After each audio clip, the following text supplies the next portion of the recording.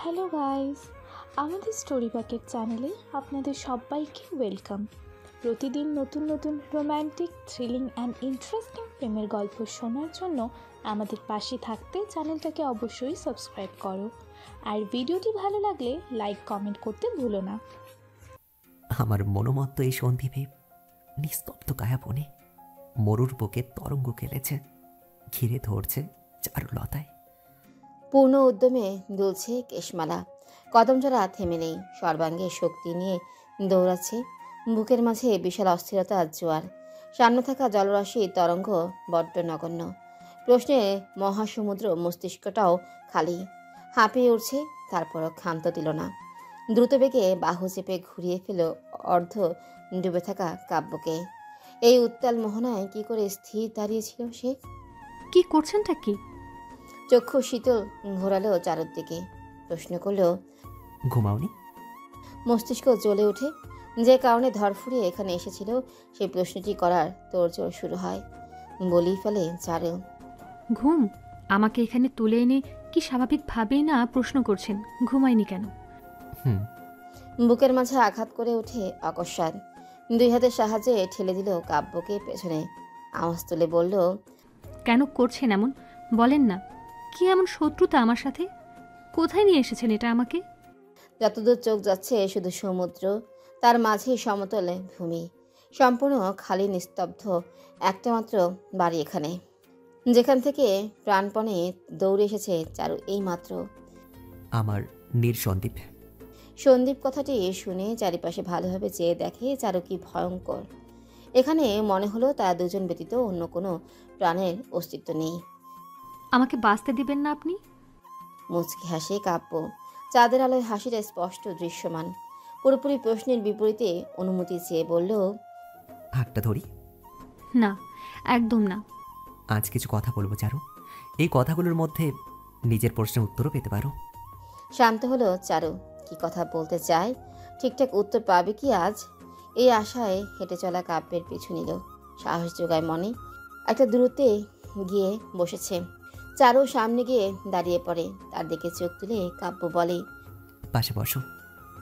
দীর্ঘশ্বাসের সাথে পাশে বসলো চারু। এই মুহূর্তে তার প্রশ্নের উত্তর অত্যন্ত জরুরি। যে করেই হোক জানতে হবে কি কারণ এসবের পেছনে, কেনই বা এসে জুড়ে গেল তার জীবনে। আমি অত্যন্ত জঘন্য রকমের একজন মানুষ চারুলতা।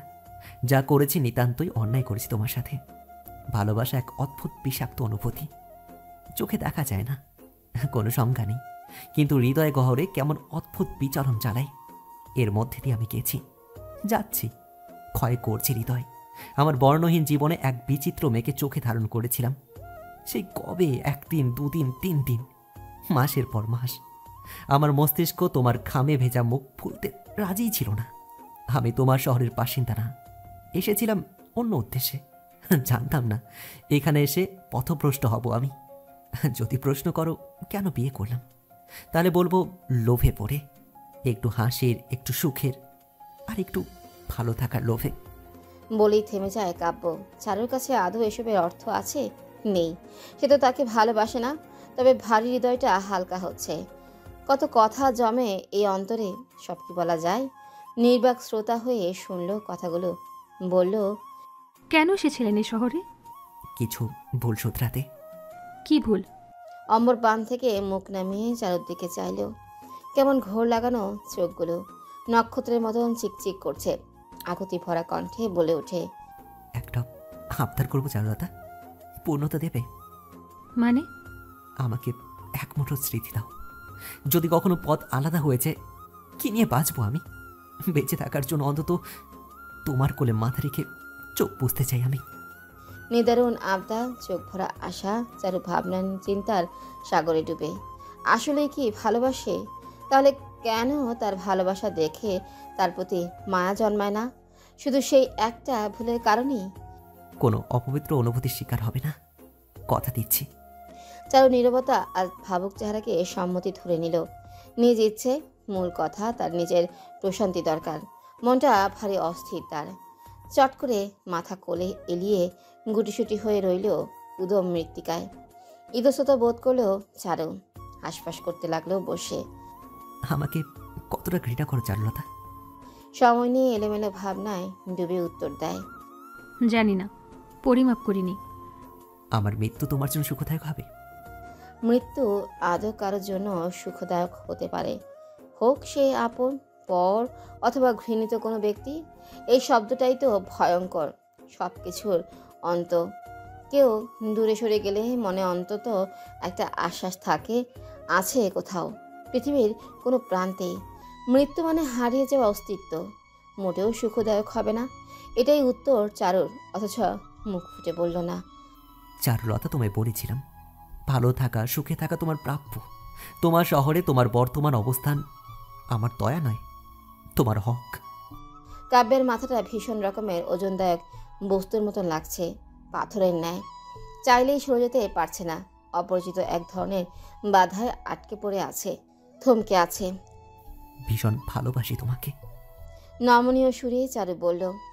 আমি বাসি না, সত্যি বাসি না। হ্যাঁ, আপনি ভুল করেছেন মানলাম, কিন্তু ভুল মানুষকে ভালোবেসে আপনি নিজেকেই কষ্ট দিবেন। আমাকে ভালোবাসা বন্ধ করুন। কেন? ভালোবাসার বিনিময়ে ভালোবাসাই পেতে হবে। আমার কাছে তোমার ঘৃণাটাই অমূল্য, প্রিয়। ভুল করছেন আবারও। বুক ভরে নিঃশ্বাস নিল কাব্য। দৃষ্টির অগোচরে তার দিকে চেয়ে দ্রুত চক্ষু সরিয়ে নেয় চারু। মুখে তার কোনো কষ্টের প্রতিচ্ছবি নেই, আছে শুধু একজোড়া মুগ্ধ চোখ। ডান পাশে সমুদ্রের পান থেকে মুখ ঘুরিয়ে নিল চারুর দিকে, বলল। দেখো কি সুন্দর যামিনী, বিশুদ্ধ নারীর কোলে মাথা পেতে আছে এক নিকৃষ্ট পুরুষ। সাক্ষী হচ্ছে এই শশী অর্ণবার রাশি রাশি নক্ষত্র। এই লগ্নে আমার মিথ্যক। মাথায় হাত রেখে বসে শায়লা। মেয়েকে সারা বাড়ি হন্যে হয়ে খুঁজেছে, পায়নি, এমনকি কাব্যকেও না। সেই সময়টুকু মনে ভয় জাগেনি। আলমারি হাতে যখন দেখলেও কোনো কাপড় নেই, কাব্যের আনা লাকেজগুলোও নেই, ঘর এলোমেলো সম্পূর্ণরূপে। কপাল চাপে বারবার আওড়াচ্ছে। আমার মেয়েকে নিয়ে পালিয়েছে ওই ছেলে, এটা জ্ঞান হারিয়েছেন আপনি। মায়া আর্তনাদে ছোট চয়নের মুখটায় একই ভঙ্গি। এবার কি হবে? বোন কিভাবে নিয়ে চলে গেল? কেউ টের অব্দি পায়নি। নিশ্চয়ই চালু যেতে চায়নি, সরাসরি বারণ করেছে। সে তো জান না তাকে সম্পূর্ণ জ্ঞানহীনভাবে নিয়ে যাওয়া হয়েছে। বারণ করার সুযোগটুকুও পায়নি। চঞ্চল সাহেব গম্ভীর মুখ, স্ত্রীর কাকুতি আছেলের প্রশ্নে কোনটারই জবাব দিচ্ছে না, বিনিময়ে কোনো মনোভাবও প্রকাশ করছে না তিনি। শেষ অবধি শায়লার কান্নার জোর বাড়লে তিনি বললেন।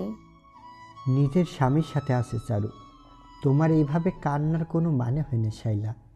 বিস্ফোরিত নয়ন নিজের স্বামীর পানে তুলে দিতে সময় নিলেন না। যত দ্রুত চঞ্চল সাহেবের বাক্য কর্ণপাত হয়েছে তত দ্রুত প্রতিক্রিয়া দিয়েছেন তিনি। এমন কথায় তার মনে একটাই প্রশ্ন জাগল, এতটা হেয়ালি কিভাবে করতে পারে বাবা হয়ে, যে কিনা মেয়েকে জীবনের চেয়ে বেশি ভালোবাসে? এটা জ্ঞান হারিয়েছেন আপনি। না শাইলা। মাত্র কি বললেন তাহলে? স্বামী? ওই ক্রিমিনালটাকে মেয়ের স্বামী হিসেবে পরিচয় দিতে লজ্জা করলো না? বিচিত্র মুখভঙ্গিতে চঞ্চল সাহেব প্রশ্ন করে বসেন। তুমি জানো কাব্য ক্রিমিনাল?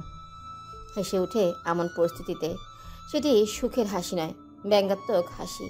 বললেন, একটা মেয়েকে তুলে নেওয়া, তাকে বিয়ে করা, আমাদের টাকায় লোভ দেখানো, পিস্তলের ভয় দেখানো, এসব কি একজন ভালো মানুষের চরিত্রকে ইঙ্গিত করে? ফোঁস করে নিঃশ্বাস ফেলেন চঞ্চল সাহেব। খুবই গাঢ় দৃষ্টি দেন স্ত্রীর দিকে। নীরবতায় কিছু সময় অতিবাহিত করলেন চেয়ে থেকে। শায়লাও তার প্রশ্নবিদ্ধ চোখ বুঝতে অক্ষম। চঞ্চল সাহেব প্রশ্ন ধীর গম্ভীর স্বরে। তুমি সত্যি কাব্যকে চিনতে পারছো না শাইলা? শায়লা থমকালেন, সময় ছিলেন চিন্তাধারাকে। কাব্যকে চেনার কথা ছিল, হয়তো ছিল, নয়তো চঞ্চল সাহেব অযথা এরূপ প্রশ্ন করতেন না। মস্তিষ্কে চাপ প্রয়োগ করে তো লাভ হচ্ছে না। অকথা জিজ্ঞাসা দৃষ্টিতে চাইলেন স্বামীর দিকে। শাইলা, মনে করে দেখো, ঠিক চিনবে তুমি কাব্যকে। আমার যৌবনকাল থেকে এই মধ্যবয়স পর্যন্ত তুমি সাথেই ছিলে। তার পাশাপাশি আরও একজন ছিল, যে কিনা ছুরি বসিয়েছিল আমাদের পিঠ পিছে। কণ্ঠ কেসে ওঠে, বলে, কাব্যই কি সে বাচ্চা ছেলেটা? হ্যাঁ শাইলা। কিন্তু ওকে তো ওর বাবা কিছুই করতে পারিনি। ভয় দ্বিগুণ হলো। আরো জোরে চিৎকার করে উঠলেন শায়লা। বললেন, এটা কি করে হলো চারুর বাবা? ঘুরে ফিরে আবার এসেছে আমাদের কাছে। আপনি পুলিশে খবর দেন। আগে ভয় ছিল মেয়ের ভবিষ্যতে, এখন আমার মনে হচ্ছে ওর জীবন সংকট। আমার মেয়েকে মেরে ফেলবে, আমার মেয়েকে মেরে ফেলবে। কিছুই করবে না। আকুতি এবার রাগে পরিণত হয়। রক্তচক্ষু শায়লার চিৎকার করে গলা ভেঙে যাওয়ার উপক্রম। তারপরে বললেন, কি করে এত স্বাভাবিক আছেন আপনি? একজন কুলাঙ্গারের ছেলে কুলাঙ্গারই হবে, ক্রিমিনালের ছেলে ক্রিমিনাল। আমি বলে রাখছি চারু বাবা, আমার মেয়ের কিছু হলে কিন্তু আপনিও দায়ী থাকবেন। মেয়ের কিছু হবে না শাইলা, তোমার মেয়ে ভালো আছে। আপনি জানেন ওরা কোথায়? জানি না কোথায়, তবে এটা জানি যেখানেই আছে নিরাপদে আছে। শায়লা চারুকে ছাড়া কিছুই ভাবতে পারল না। ঘাপটি মেরে বসে পড়েছে কাঠের চেয়ারে। আবারও মাথায় হাত চেপেছেন। ভন ভন করে ঘুরছে মাথাটা। সৃষ্টিকর্তার কাছে প্রশ্ন করছে মনে মনে, আবার কেন? সংগ্রাম হতে চলেছে শাইলা, অন্যায়ের বিরুদ্ধে বিগ্রহ। আমি কাব্যের জয়ের অপেক্ষায়। গতরাতে চাঁদ হারিয়েছে নতুন সূর্যের আলোয়। সমুদ্রের তেজ কমে নেই। বিশাল ঢেউ দুলছে। মোহনায় জেগে ওঠা চরে নেই কোনো মানুষের অস্তিত্ব। উঁচু লম্বা গাছগাছালি আর ভিন্ন ভিন্ন পাখির সমারোহ উড়ে বেড়াচ্ছে, সুর তুলছে।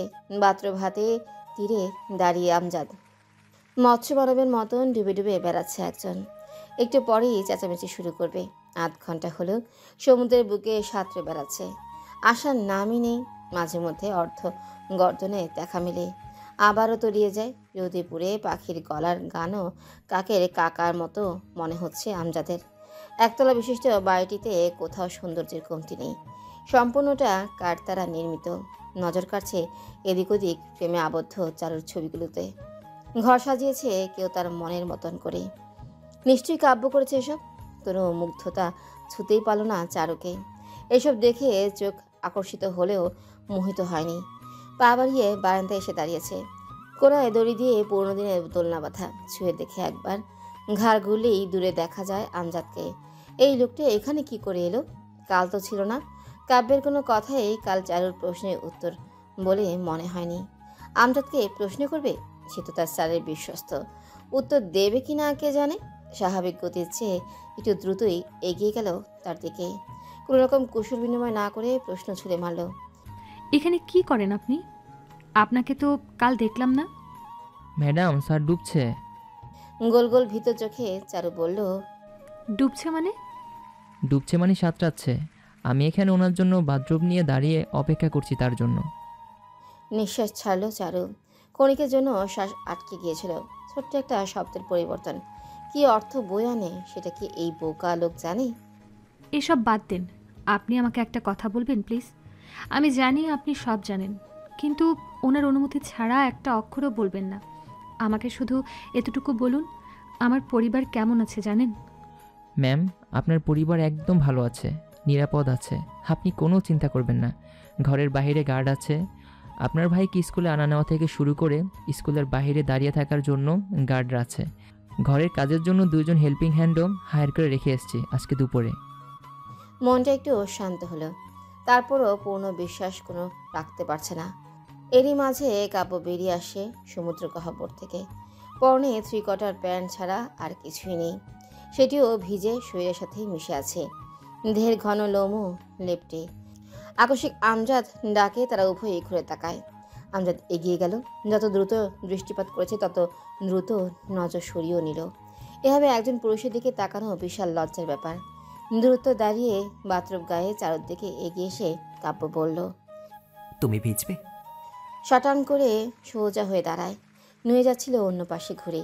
কাব্যের কাক ভেজা মুখের দিকে চেয়ে তেতে উঠে ধমকে সুরে বলে, একদম না। আপনার ভেজা আপনিই ভেজেন, নির্লজ্জ। ধমক খাওয়ার মতন কোনো প্রশ্ন করেনি, নির্লজ্জের হওয়ার মতন কোনো কাজও করেনি। তাহলে কেন শাসানো হলো তাকে? আমজাদ মনের আওয়াজ তুলে সৃষ্টিকর্তাকে ডাকলো। দোহাই দিচ্ছে যেন কোনোভাবে এই মুহূর্তে তার বেলাজা মুখে হাসি না ফুটে। তবে কাব্য আফনানকে ধমক খেতে দেখে মজা পেয়েছে। হাসি আটকানো গেলেও মুখ আটকানো গেল না। মনের বিরুদ্ধে বলে বসলো, আপনাকে ধমকেছে ম্যাডাম? শান্ত স্থির নচন তুলে কাব্য চোখজোড়া লাল টকটকে। বেশি ভেজার ফল তাতে আমজাদের কি? সে মনে মনে নিজেকে গালি দিতে ব্যস্ত। হাসি পাশাপাশি মুখ সামলানোর জন্য সৃষ্টিকর্তার কাছে প্রার্থনা করা উচিত ছিল। মিটিমিটি হেসেই চলেছে। এদিক ওদিক পাজোড়া থেমে নেই। হাসছে অথচ হাসি আড়াল করতে চাইছে। হাসির কারণ আমজাদ জানালো তাকে। কেন ধমক খেয়েছে চারুর কাছে? আমজাদ স্পষ্ট ভাষায় বলেছে, আপনি হঠাৎ ভেজা শরীরে ম্যামের সামনে এসে দাঁড়িয়েছেন, তাই তিনি লজ্জা পেয়েছেন হয়তো, তাই তো ধমক দিল। এরপর কাব্যের মুখ থেকে মুচকে হাসি সরে না। আনমনে মনে খুশি উদযাপনে ব্যস্ত। আমজাদ ফিরে চাইলেই মুখটা ভার করে ফেলে, দেখাতে চায় না, এমনভাবে এড়িয়ে যায় যেন নজর লাগবে। বেতে চেয়ারে বসে আচমকা সিগারেট ধরালো। অস্পষ্ট স্বরে ডেকে উঠল, আমজাদ। আহা, কতদিন পর সুরেলা ডাকটি শুনল আমজাদ। আজকাল ডাকে না, ধমকে সুরে ডাকে। চারুলতা জীবনে এসে তার গলার টোনও পরিবর্তন করে ফেলেছে। যাকগে, আজ ডেকেছে, হাসি মুখে সামনে এসে দাঁড়ায়। বসো। আদেশ অনুযায়ী বসে পড়ে আমজাদ। কাব্য প্যাকেট থেকে আরও একটি সিগারেট বের করে আমজাদের দিকে এগিয়ে দেয়, বলে, নাও। আজ কাব্যের মন ভালো বোধ হয়, দেখে স্পষ্ট বোঝাই যাচ্ছে। সাহস দেখিয়ে আমজাদ বলে, স্যার একটা কথা ছিল। হুম। স্যার আমি বিয়ে করতে চাই। খুব খুব করে কেশে উঠে কাব্য। ধোয়া নাকে মুখে ঢুকে গেছে। আমজাদ ভরকে ওঠে, এগিয়ে গিয়ে কাব্যের পিঠে হাত বোলাতে থাকে। এমন কি বলেছে সে? এভাবে কেশে ওঠার মানে কি?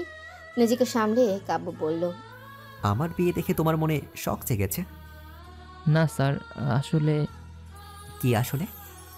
বয়স তো আর কম হলো না, 37 শেষ করে 38-এ পা দিলাম। বাঁকা হাসলো কাব্য। জবাবে বলল, দেব।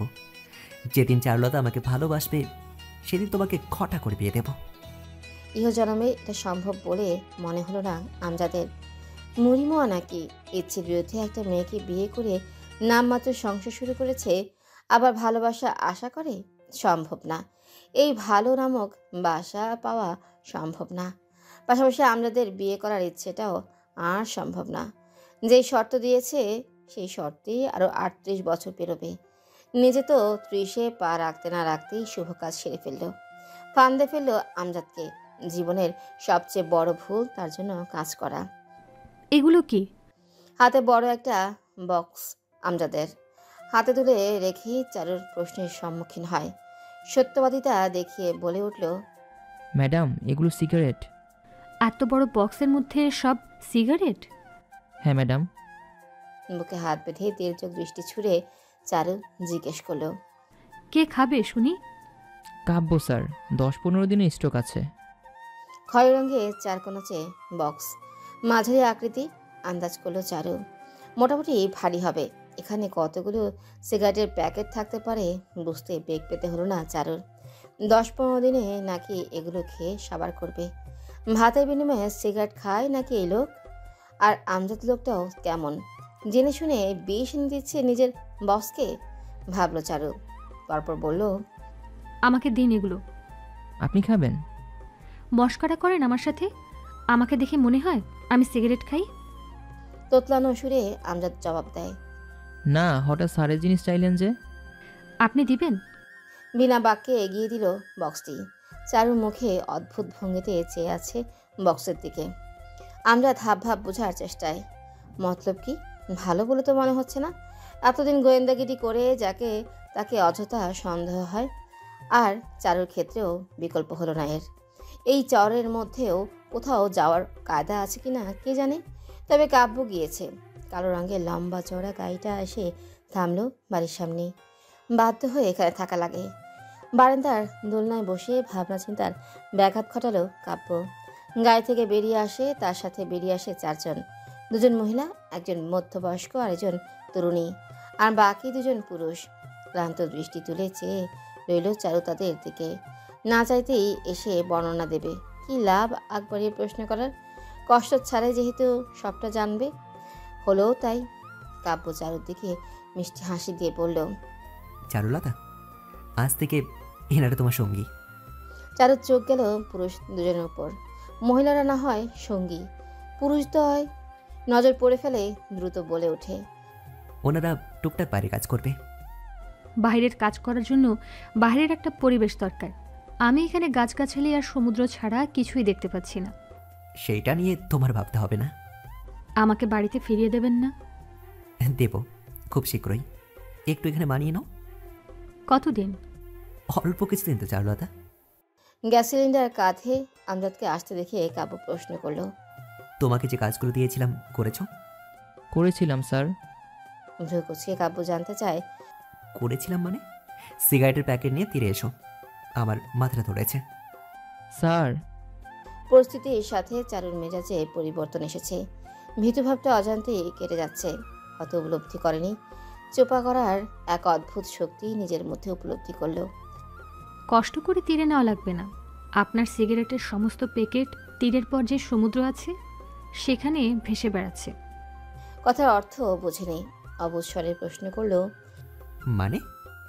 মানে স্যার, ম্যাডাম পুরো বাক্সটাই না সমুদ্র গর্ভে বিসর্জন দিয়ে দিয়েছে। কাব্যর চক্ষু চরক গাছ। চারু, সে পুরো বক্সটা ফেলে দিয়েছে, কিন্তু কেন? এই প্রশ্নেই ঘুরপাক খাচ্ছে তার মাথায়। অন্যদিকে চারুর ভেতরকার অবস্থা নাজেহাল, তবে প্রকাশ করছে না। ঠিক যেমনটা ভীত হয়েছিল কাজটা করার সময়। বক্সটা ফেলতে গিয়েও আটকে গিয়েছিল একবার। ভেবেছিল সিগারেট ফেলে দেওয়ার দায়ে না তার মস্তিষ্কে পিস্তলের গুলি ভরে দেয়। পরক্ষণেই সাহস জোগায় মনে। এতদিন কাব্য তার মন মতো কাজ করেছে, এমনকি চারুর জীবন ওলটপালট করেছে এক রাতে। কবুল পরিয়ে সাহস কুড়িয়েও সেও কাব্যের প্রয়োজনীয় জিনিসগুলো ফেলে দেয়। বড়সড় না হোক ছোটখাটো প্রতিশোধ। শুনেছি ধূমপান করা ছেলেগুলো সিগারেট ছাড়া বাঁচতেই পারে না, এদের জীবন পানি পান বিহীন চলবে, কিন্তু ধূমপান ছাড়া নয়। সেটাই ছিল মুখ্য উদ্দেশ্য। দূর দূর মন আড়ালে কাঁদছে, এই বুঝি বজ্রপাত হলো।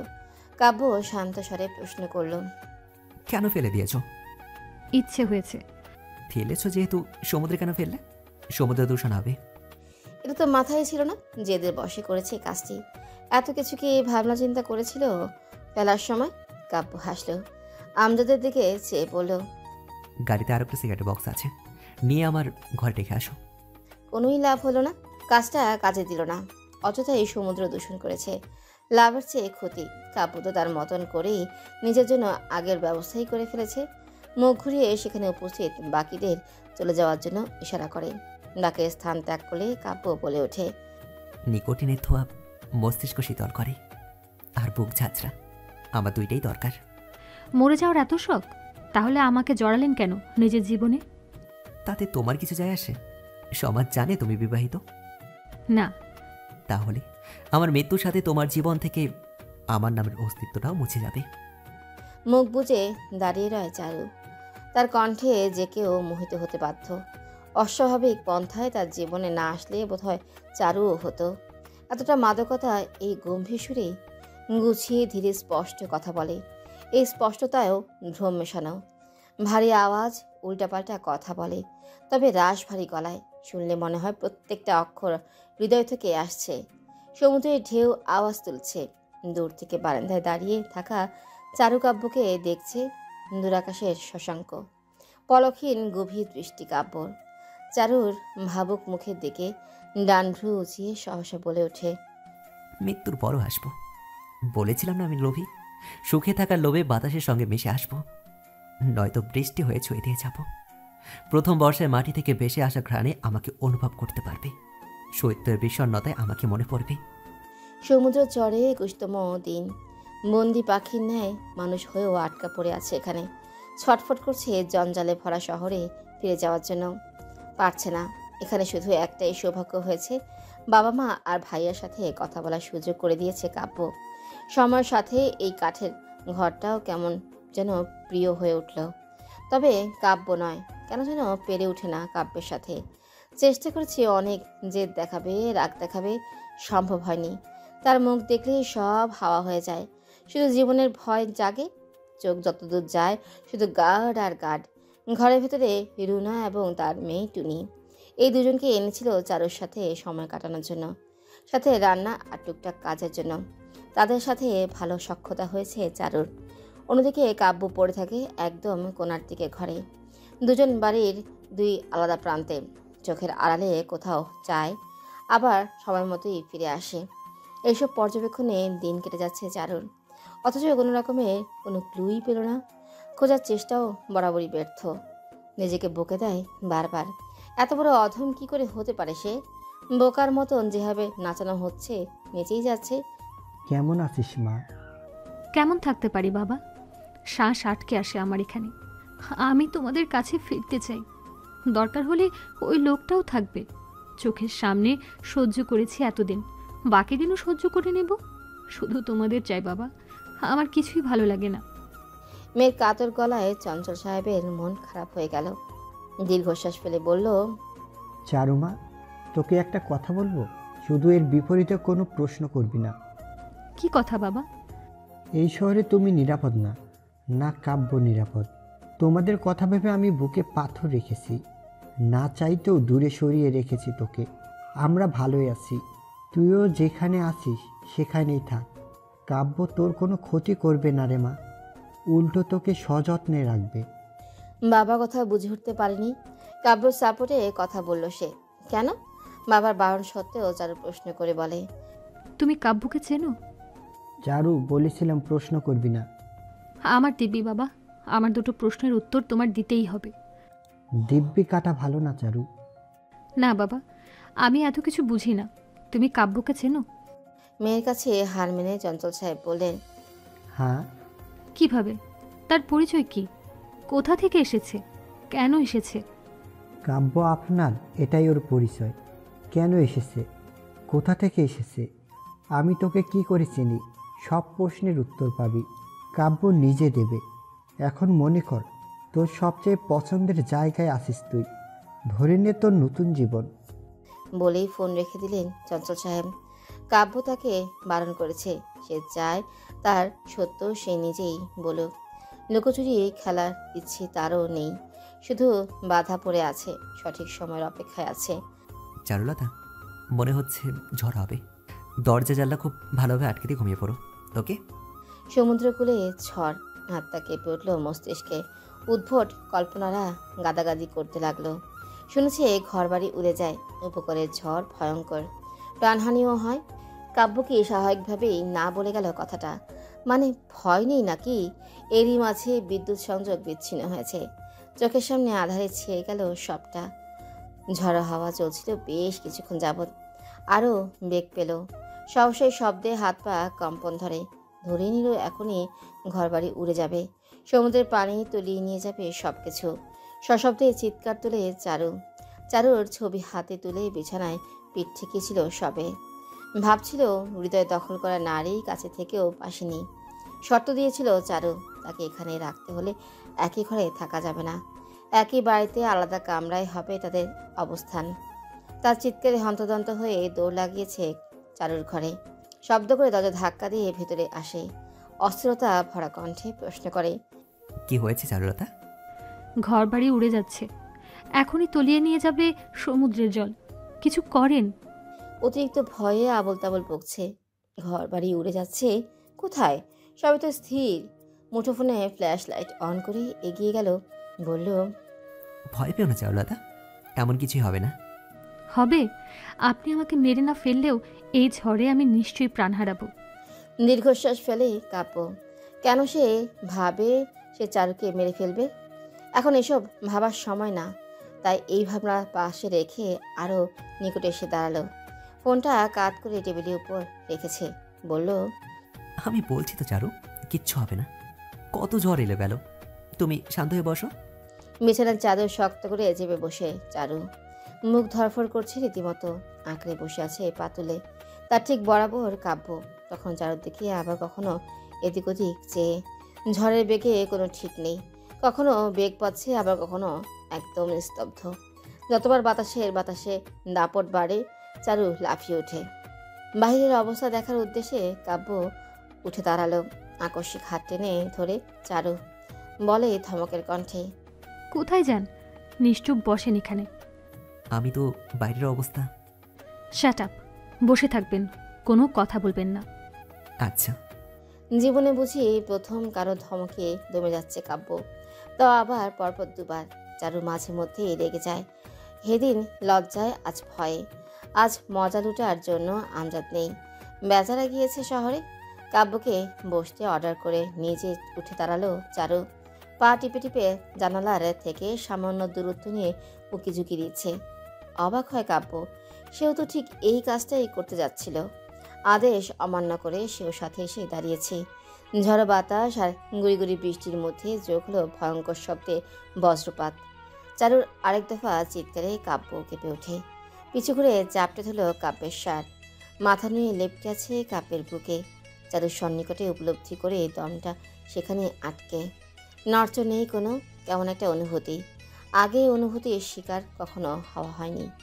মূর্তি বনে দাঁড়িয়ে হিতাহিত জ্ঞান শূন্য চারু আবারও বলে ওঠে, চলেন পালাই এখান থেকে। সামনে উঁচু স্থান আছে, এখানে থাকলে আমি আপনি কেউই বাঁচব না। ঝড় থামলে না হয় আবার ফিরে আসবো।